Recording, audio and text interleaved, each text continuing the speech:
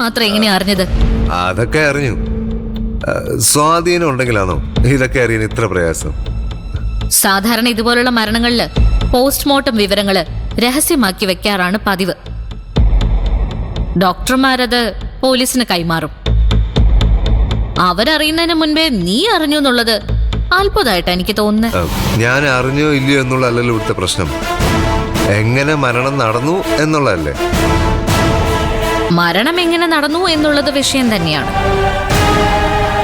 അതുപോലെ തന്നെ പ്രാധാന്യമുള്ളൊരു വിഷയമാണ് നീ അതെങ്ങനെ അറിഞ്ഞു എന്നുള്ളത്. എന്ന് വെച്ച് എന്നെ സംശയിക്കുവാണോ? ഞാനങ്ങനെ പറഞ്ഞില്ലല്ലോ.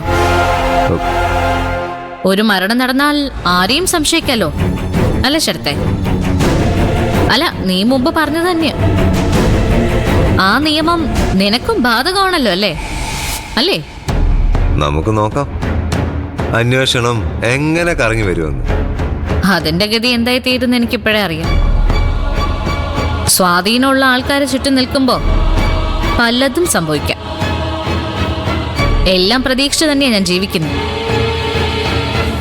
അതുകൊണ്ട് ഈ മരണം പോലീസ് വിഷം എന്നൊക്കെ പറഞ്ഞ് പേടിപ്പിക്കാൻ വരണ്ട. അങ്ങനെ പേടിക്കുന്നവളും അല്ല ഈ ദേവിക.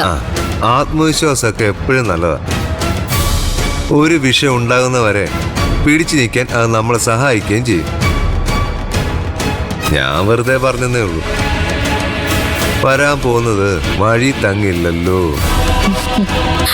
വരാൻ പോകുന്നത് വേണമെങ്കിൽ ബെഡ്റൂമിൽ കൊണ്ടുവന്ന് വെക്കാൻ പറ്റും, നിന്നെ പോലുള്ളവന്മാര് ശ്രമിച്ച. എന്നെ സംശയിക്കണ്ട. സംശയിക്കും. നീ അങ്ങനെയുള്ളൊരുത്തനാ. ഞാൻ കണ്ടിട്ടുള്ളതിൽ വെച്ച് ഏറ്റവും വലിയ നെറുകേടുള്ളവൻ. അത് മാറിക്കോളൂ, കുറച്ചുകൂടി കഴിഞ്ഞോട്ടെ. എല്ലാം ഒന്ന് കലങ്ങി തെളിഞ്ഞോട്ടെ.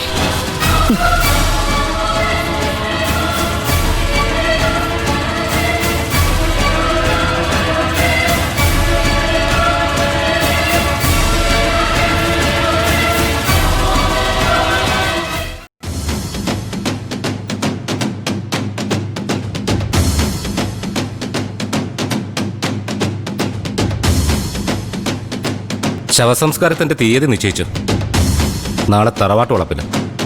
പോസ്റ്റ്മോർട്ടം റിപ്പോർട്ട് ഇതുവരെ പുറത്തുവിട്ടിട്ടില്ല. എന്തായാലും കേസ് രജിസ്റ്റർ ചെയ്ത സ്ഥിതിക്ക് അന്വേഷണം ഉണ്ടാവും. അത് കഴിഞ്ഞ് എല്ലാം അറിയാൻ പറ്റും. സ്വാഭാവിക മരണമാണെങ്കിൽ എന്തിനൊരു അന്വേഷണം?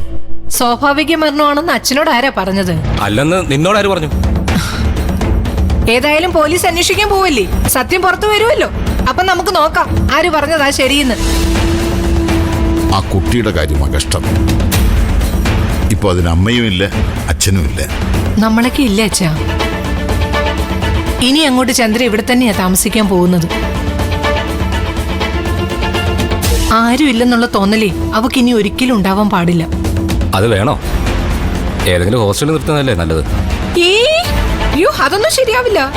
ഇത്രയും കാലം ഇവിടെ നിന്നിട്ടേ അവക്ക് ഇങ്ങനൊരു അവസ്ഥ വരുമ്പോ നമ്മൾ ഇറക്കി വിടുന്നത് ശരിയാണോ? ഷോ, അവക്ക് എന്ത് തോന്നും? ഷോ, ഇവിടെ നിക്കട്ടെ. അവൾ ഇവിടെ നിന്നാൽ എന്താ കുഴപ്പം? കുഴപ്പം ശരി, എല്ലാം നിന്റെ ഇഷ്ടം പോലെ ചെയ്യും. അച്ഛാ, സംസ്കാരത്തിന് പോണ്ടേ നമുക്ക്? ബോഡി കാണാൻ ചെല്ലാതിരിക്കുന്നത് എങ്ങനെയാ? എന്തായാലും പോണം. പോകാം, നമുക്ക് ഒരുമിച്ച് തന്നെ പോകാം. ചന്ദ്രയുടെ അമ്മ ആരുടെ കൂടെയോ ഇറങ്ങിപ്പോയെന്നാണല്ലോ കേട്ടത്. എന്തുവന്നാലും പഴയ ഭർത്താവല്ലേ, വിവരം അറിഞ്ഞ് വരാതിരിക്കുവോ?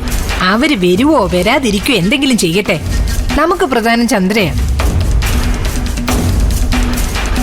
ചന്ദ്രയ്ക്കൊരു വിഷമം ഉണ്ടായാലേ നോക്കേണ്ടത് നമ്മുടെ കടമയല്ലേ? ശരിയാ, അത് നമ്മുടെ കടമയാ.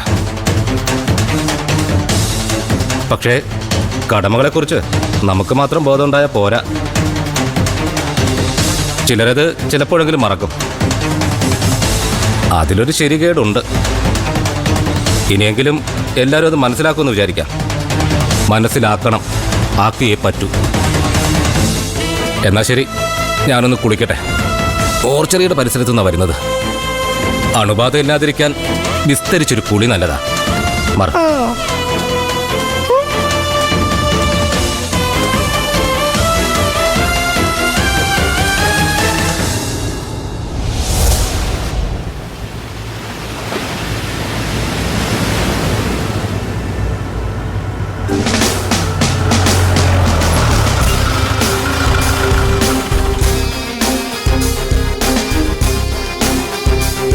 തൊഴുതപ്പോ ഒരാശ്വാസമല്ലേ അച്ഛാ? മനുഷ്യരുടെ മനസ്സിൽ മുഴുവൻ വിഷം കലർന്നിരിക്കുന്ന കാലമല്ലേ. ദൈവങ്ങൾ വിചാരിച്ചാൽ പോലും എന്തെങ്കിലും മാറ്റം ഉണ്ടാകുമെന്ന് എനിക്ക് തോന്നുന്നില്ല.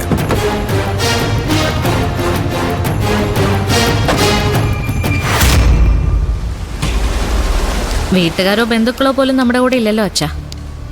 ഈ സമയത്ത് ദൈവങ്ങളും കൂടി കൈവിട്ടാലുള്ള സ്ഥിതി എന്താ? അതാ പിന്നെ രാവിലെ തന്നെ വന്ന് ഞാൻ തൊഴാന്ന് പറഞ്ഞത്.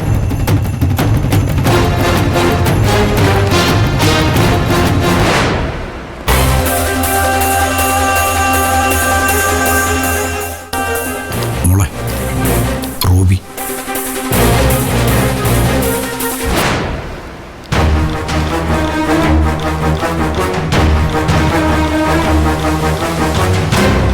ഇവിടെ വരാറുണ്ടോ ഇടയ്ക്കിടയ്ക്ക്?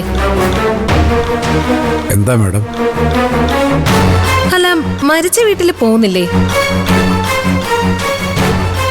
ഉണ്ട്. സാധാരണ മരിച്ച വീട്ടിൽ പോകും മുമ്പ് ആരെങ്കിലും അമ്പലത്തിൽ പോകാറുണ്ടോ? മറ്റുള്ളവരെ കുറിച്ചൊന്നും എനിക്കറിയില്ല, പക്ഷെ ഞാൻ പോവാറുണ്ട്. അതുകൊണ്ടാണല്ലോ ഇപ്പൊ ഇവിടെ വെച്ച് നമ്മൾ കണ്ടത്. ഇനിയും കുറച്ചുകൂടി ക്ഷേത്രങ്ങളിൽ പോകാനുണ്ട്. എന്നിട്ട് വീട്ടിലേക്ക് ചെല്ലും. സംസ്കാരം വൈകിട്ടല്ലേ, ആ സമയത്ത് എത്തിയാ പോരെ? മതി, തിരക്കില്ല. മാഡം എന്താ ഇവിടെ? ചുമ്മാ ഇവിടെയൊക്കെ ഒന്ന് കറങ്ങിയതാ. നടേശ സാറിന്റെ മരണം കൊലപാതകമാണെന്നാ ഇപ്പൊ എല്ലാവരും പറയുന്നത്. എനിക്ക് ജോലിയാവൂന്നാ തോന്നുന്നത്. അല്ല, നിങ്ങൾക്ക് അങ്ങനെ വല്ല സംശയമുണ്ടോ? ഇല്ല. ഹൃദയാഘാതം അല്ല, പറയത്തക്ക വേറെ അസുഖവും ഇല്ല. ഒന്നെങ്കിൽ ആത്മഹത്യ, അല്ലെങ്കിൽ കൊലപാതകം. ഇതില് രണ്ടിലേതെങ്കിലും ഒന്നുറപ്പാ. രണ്ടായാലും എനിക്ക് തലവേദനയാ. പ്രതികളെ പിടിക്കണ്ടേ? ആത്മഹത്യയാണെങ്കിൽ പിന്നെന്തിനാ പ്രതികളെ പിടിക്കുന്നേ? അല്ല, പ്രേരണ കുറ്റം ഉണ്ടല്ലോ. അങ്ങനെ നമുക്കൊന്നും ഉറപ്പിച്ചു പറയാൻ പറ്റത്തില്ല. അപ്പൊ ശരി, കാണാം. വരട്ടെ.